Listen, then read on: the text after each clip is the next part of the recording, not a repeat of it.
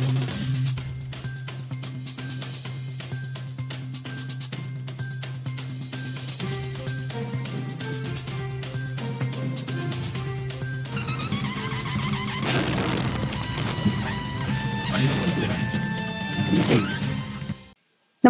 आपण पाहता हिरकणी न्यूज.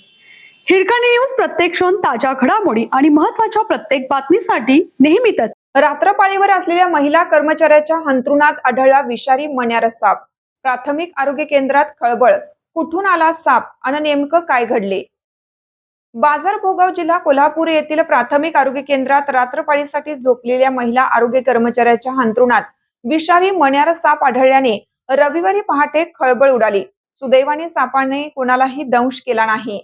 मात्र या घटनेमुळे कर्मचारी, रुग्ण व नातेवाईकांमध्ये भीतीचे वातावरण निर्माण झालं आहे. यापूर्वीही आरोग्य केंद्रात 4 साप आढळल्याने सुरक्षेचा प्रश्न गंभीर बनला आहे.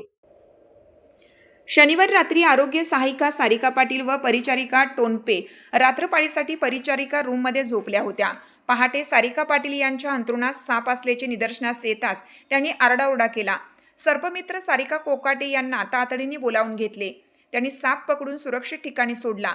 हा साप मण्यार असल्याचे त्यांनी सांगितले. दरम्यान गुरुवारी झालेल्या कुटुंब कल्याण शस्त्रक्रिया शिबिरात 6 महिलांवर शस्त्रक्रिया केली होती.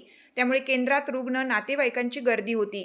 घटनेची माहिती मिळताच पंचायत समिती सदस्य दत्तात्रय खोत यांनी केंद्राला भेट देऊन महिलांना तातडीने घरी पाठवण्यात आलं. दरम्यान वर्षभरापूर्वी छताची दुरुस्ती करून जुन्या पत्र्यांवरच नवीन पत्रे बसवल्याने निर्माण झालेल्या पोकळीत उंदरांचा सुळसुळाट वाढला आहे. जनरेटर असूनही रात्री महिला कर्मचाऱ्यांना तो सुरू करण्याची अडचण असल्याने वीज गेल्यास आरोग्य केंद्र अंधारात जाते. इमारतीची दुरुस्ती, साप प्रतिबंधक उपाययोजना करण्याची मागणी होत आहे. आरोग्य केंद्रात वारंवार साप आढळणे ही अत्यंत गंभीर बाब आहे.